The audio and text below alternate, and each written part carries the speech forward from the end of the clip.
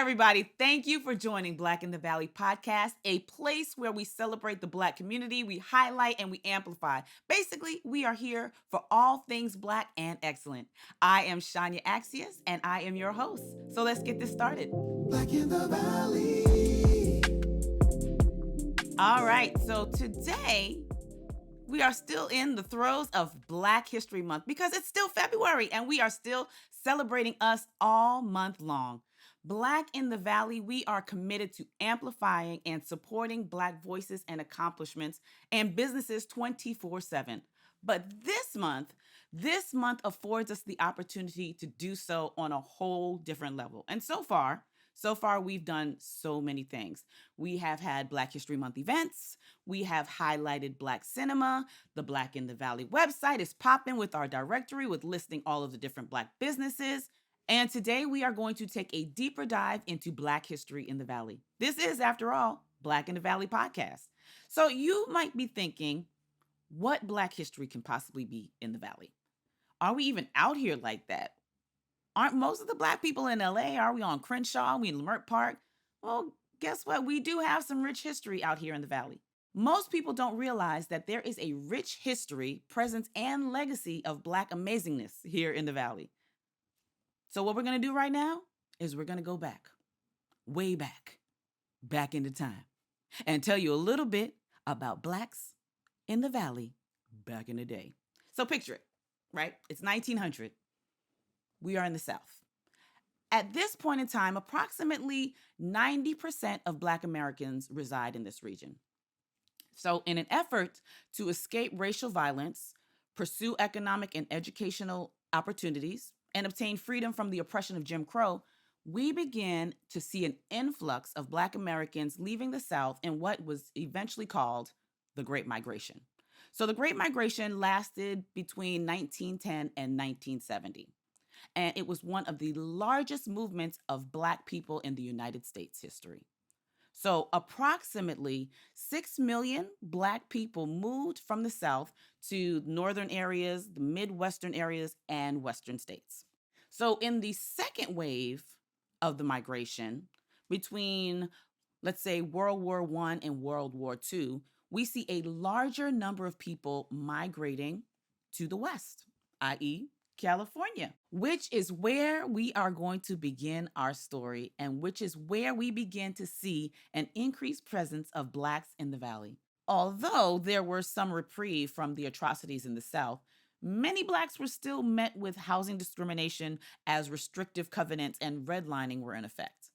Redlining created segregated neighborhoods by creating certain regions where Black people were and were not allowed to buy a home.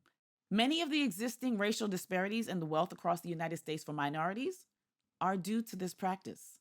In the San Fernando Valley, there were many places off limits for Black home ownership, but the war era brought hundreds of families to the east side of the San Fernando Valley with Lockheed jobs and the opening of General Motors in 1947.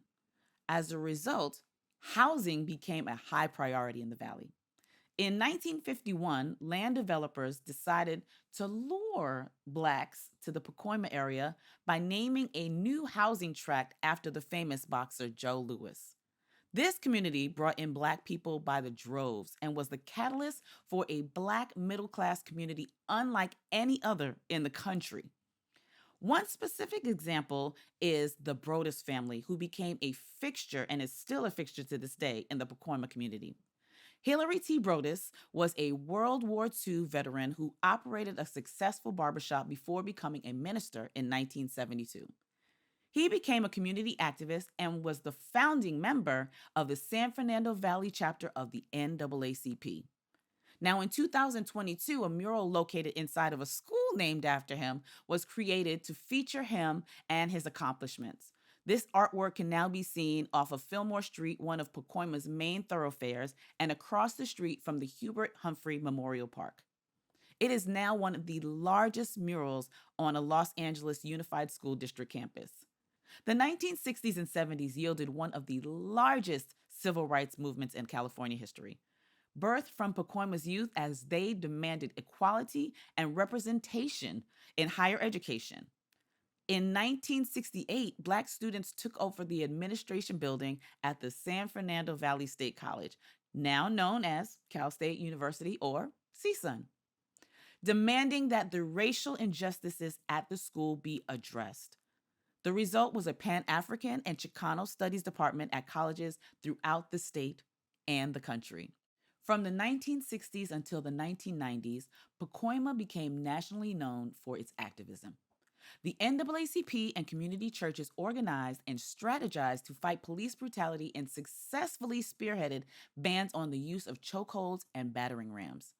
Housing discrimination, now that was another focus. Those grassroots protests led to many lawmakers and politicians coming from Pacoima. Notably, Congresswoman Barbara Lee, a Black woman, became the first San Fernando High School graduate to go to Washington.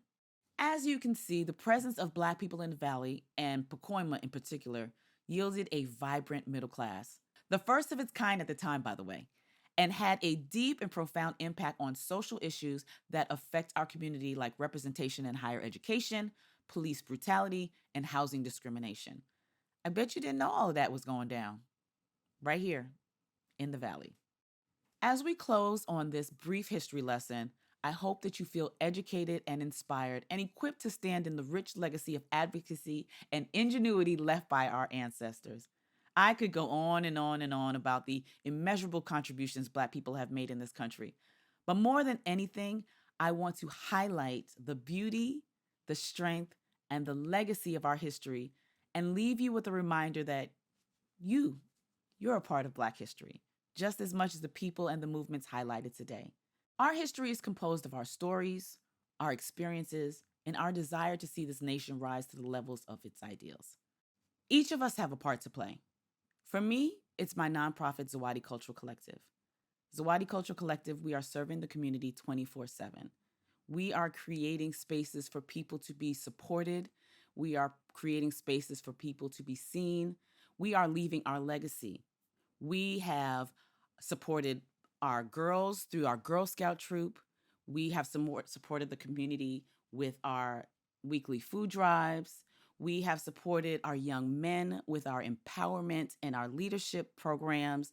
We have supported the community with our Juneteenth and our Kwanzaa events.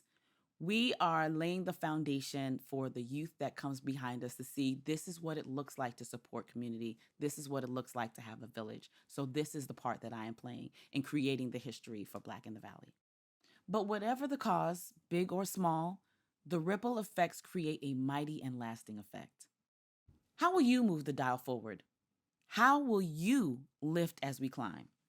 If our history is any indication, we can and will lead a brighter and more equitable future for our children and the generations to come.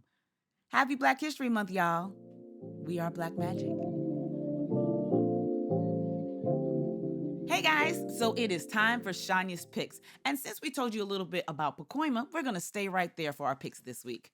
So the places that I want you to support are, one, the Boys and Girls Club of Pacoima. They do so much for our community out there. They need our support, they need our financing, and they just need you to be present when they have their events. So that's the Boys and Girls Club of Pacoima. So the next organization that I want you to support is the Alicia Brodus Duncan Multipurpose Senior Center. We told you a little bit about the Brodus family history. So not only do they have the school, they also have this senior center. They could use volunteers, they could use donations, they can just use your support. So make sure you go and you check out the Alicia Brodus Duncan Multipurpose Senior Center. Oh, I just love February. I love celebrating us. I love all things Black. This has been an amazing month for us. I hope that I have had a part in providing some hidden gems within our history. If you haven't, please, you know what I'm going to say, join the tribe and subscribe. You can follow us on socials at Black in the Valley Podcast and stay updated on all things BITV. And as we close out this Black History Month, let us know how you celebrated. What movies did you see? What books did you read? What things did you do? Let us know. Comment below. Thank you once again for checking out Black in the Valley Podcast and enjoy the rest of your day. Black in the Valley.